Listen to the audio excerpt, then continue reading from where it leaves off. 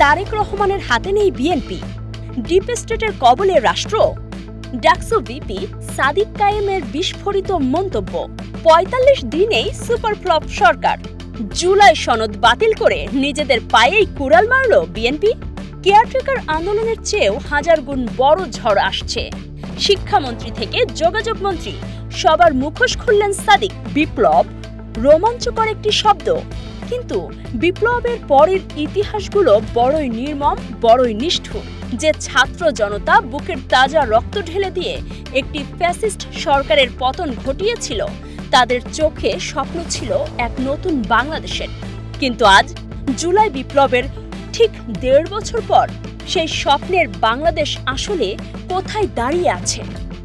নতুন সরকার শপথ নিয়েছে, মাত্র ৪৫ থেকে ৪৬ দিন পার হয়েছে, কিন্তু এই ১.৫ মাসের মাথাতেই দেশের রাজনৈতিক আকাশে জমতে শুরু করেছে এক ভয়ঙ্কর কালো মেঘ। যে দলটির কাছে মানুষের সবচেয়ে বেশি প্রত্যাশা ছিল, সেই বিএনপি কি তবে পথ হারিয়ে ফেলল? বিএনপি এখন আর তারেক জিয়ার হাতে নেই, এটি এখন সালাউদ্দিন সাহেবের বিএনপি। দেশ চলছে ডিপ স্টেট এবং বিদেশি প্রেসক্রিপশনের খেলায়। না, কথাগুলো কোনো বিরোধী দলের নেতার নয়। এই চরম বিস্ফোরক এবং রোমহর্ষক কথাগুলো বলেছেন জুলাই গণ অভ্যুত্থানের অন্যতম মাস্টারমাইন্ড এবং ডাকসুর ভিপি সাদিক কায়েম। তার এই একটি বক্তব্য আজ পুরো বাংলাদেশের রাজনীতিতে আক্ষরিক অর্থেই এক মেগাটন বোমার বিস্ফোরণ ঘটিয়েছে। পুরো সরকার ব্যর্থ, সব জায়গায় প্রত্যেকজন মন্ত্রী ব্যর্থ হয়েছে। আমরা এখন দেখতে পাচ্ছি বিএনপি তারেক জিয়ার হাতেও নাই। কেয়ারটেকার সরকারের আন্দোলনের চেয়ে হাজার গুণ শক্তিশালী আন্দোলন হবে জুলাই সনদ বাস্তবায়নের আন্দোলন। আলটিমেটলি বিএনপি এখন যা করতেছে নিজের পায়ে নিজে কোড়াল মারা। সে আগের মতো করে আমরা দেখতে পাচ্ছি সে ডিপ স্টেটের খেলা, আগের মতো আমরা দেখতে পাচ্ছি প্রেসক্রিপশনের খেলা। আমরা সবসময় বলি আমরা বিএনপির শুভাকাঙ্ক্ষী, আমরা বিএনপির শত্রু না। আমরা আশা করেছিলাম শহীদ জিয়ার যে বিএনপি অথবা বেগম খালেদা জিয়ার যে বিএনপি, বর্তমান বিএনপি সে আকাঙ্ক্ষা ধারণ করবে, কিন্তু আমরা দেখতে পেয়েছি জুলাই বিপ্লব পরবর্তী ১.৫ বছর জুড়ে সারা দেশে চাঁদাবাজি, টেন্ডারবাজি, সন্ত্রাস, হাজানি সবকিছু মিলিয়ে সেই বিএনপিতে নাই। তারপর আমরা আশা করেছিলাম তারেক জিয়ার বিএনপি অবশ্যই সে আকাঙ্ক্ষাকে ধারণ করবে, কিন্তু আমরা এখন দেখতে পাচ্ছি বিএনপি তারেক জিয়ার হাতেও নাই। এই যে একটু আগে যে ছাত্র শক্তির সভাপতি বললো, এখন বিএনপি হয়ে গেছে সালাউদ্দিন সাহেবের বিএনপি। কি ঘটছে আসলে রাষ্ট্রের ভেতরে? কারা ছিনতাই করে নিল জুলাইয়ের স্পিরিট? আসুন সাদিক কায়েমের এই ঐতিহাসিক বক্তব্যের প্রতিটি শব্দের গভীর রাজনৈতিক ব্যবচ্ছেদ করি। সাদিক কায়েমের বক্তব্যের সবচেয়ে ভয়ঙ্কর দিকটি হল ডিপ স্টেট বা রাষ্ট্রের ভেতরের অদৃশ্য রাষ্ট্র। তিনি অত্যন্ত স্পষ্ট ভাষায় বলেছেন, ছাত্র সমাজ ভেবেছিল শহীদ জিয়ার বিএনপি বা বেগম খালেদা জিয়ার বিএনপি হয়তো জুলাইয়ের স্পিরিট ধারণ করবে। তারা আশা করেছিল দলের ভারপ্রাপ্ত চেয়ারম্যান তারেক রহমান অন্তত তরুণ প্রজন্মের এই আকাঙ্ক্ষাকে সম্মান জানাবেন। কিন্তু বাস্তবতা কি? গত ১.৫ বছর ধরে সারা দেশে চলছে নিরবচ্ছিন্ন চাঁদাবাজি, টেন্ডারবাজি, সন্ত্রাস আর হাহাকার। সাদিক কায়েম সরাসরি আঙুল তুলেছেন দলের শীর্ষ নেতৃত্বের দিকে। তার দাবি, তারেক রহমান চাইলেও এখন আর কিছু করতে পারছেন না, কারণ বিএনপি এখন আর তারেক জিয়ার হাতে নেই। তাহলে কার হাতে বিএনপি? সাদিক কায়েমের ভাষায় এটি এখন সালাউদ্দিন সাহেবের বিএনপি। এর মানে কি? এর মানে হলো দলের ভেতরে এমন একটি সিন্ডিকেট বা বলয় তৈরি হয়েছে, যারা মূলত বাইরের কোনো প্রেসক্রিপশন বা অদৃশ্য শক্তির ইশারায় দল এবং সরকার পরিচালনা করছে, যেটিকে রাষ্ট্রবিজ্ঞানের ভাষায় বলা হয় ডিপ স্টেট। সাদিক কায়েম কড়া হুঁশিয়ারি দিয়ে বলেছেন, আগের মতো সেই ডিপ স্টেটের খেলা, সেই প্রেসক্রিপশনের খেলা আর এই বাংলাদেশে চলবে না।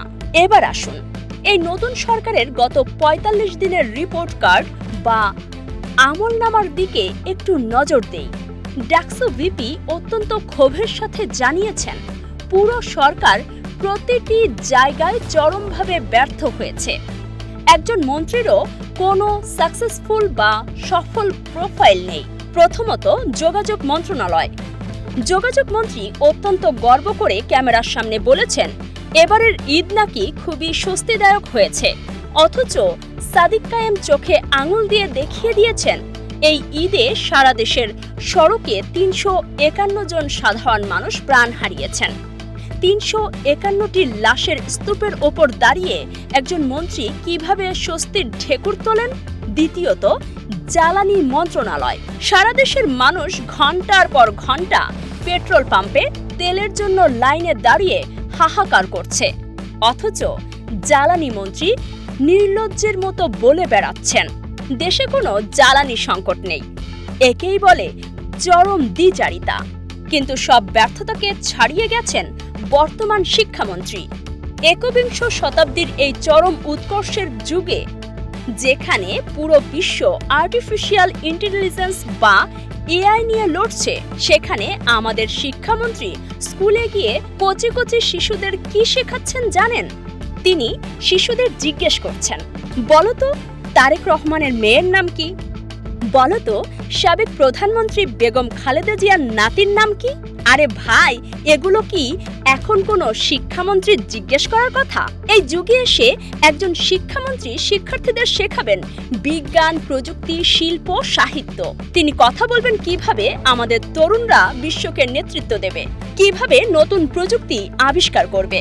অথচ পুরো শিক্ষা ব্যবস্থাকে ঢেলে সাজানোর বদলে তারা এখনো সেই ৯০ দশকের সস্তা তোষামোদ আর পপুলিস্ট রাজনীতির নোংরা কাদায় আটকে আছেন। সাদিক কায়েম স্পষ্টতই বুঝিয়ে দিয়েছেন, এই মন্ত্রীদের দিয়ে আর যাই হোক, জুলাইয়ের স্বপ্নের নতুন বাংলাদেশ গঠন করা সম্ভব নয়। সরকারের এই চরম ব্যর্থতার পাশাপাশি সবচেয়ে বড় যে বিশ্বাসঘাতকতার অভিযোগটি উঠেছে, তা হল জুলাই সনদ এবং অধ্যাদেশ বাতিল। অন্তর্বর্তীকালীন সরকার জুলাই গণ অভ্যুত্থানের স্পিরিটকে ধারণ করে রাষ্ট্র সংস্কারের জন্য বেশ কিছু যুগান্তকারী অধ্যাদেশ জারি করেছিল, যার মধ্যে গণভোট বা জনমতের মতো বিষয়গুলোও ছিল। কিন্তু এই নতুন সরকার ক্ষমতায় এসেই সেই অধ্যাদেশগুলো একে একে বাতিল করে দিচ্ছে। সাদিক কায়েমের মতে বিএনপি এখন যা করছে তা মূলত নিজেদের পায়ে নিজেরাই কোড়াল মারার শামিল। তাদের সামনে আজ মাত্র দুটি পথ খোলা ছিল। এক, জুলাইয়ের আকাঙ্ক্ষাকে ধারণ করে সত্য ও সংস্কারের পক্ষে অবস্থান নেওয়া। দুই, জুলাইয়ের শহীদদের রক্তের সাথে গাদ্দারি করে জাতির সাথে প্রতারণা করে নিজেদের পতনের দিকে নিয়ে যাওয়া। বর্তমান সরকার দুর্ভাগ্যজনকভাবে দ্বিতীয় পথটি বেছে নিয়েছে। তবে ডাকসু ভিপি সাদিক কায়েম তার বক্তব্যের শেষে যে আলটিমেটাম বা চূড়ান্ত হুঁশিয়ারি দিয়েছেন, তা শুনলে ক্ষমতাশীলদের মসনদ কেঁপে উঠতে বাধ্য। তিনি দেশের ইতিহাস মনে করিয়ে দিয়ে বলেছেন, ৯০-এর গণ অভ্যুত্থানের পর কেয়ারটেকার সরকারের বিরোধিতা করেই বিএনপি ক্ষমতায় এসেছিল।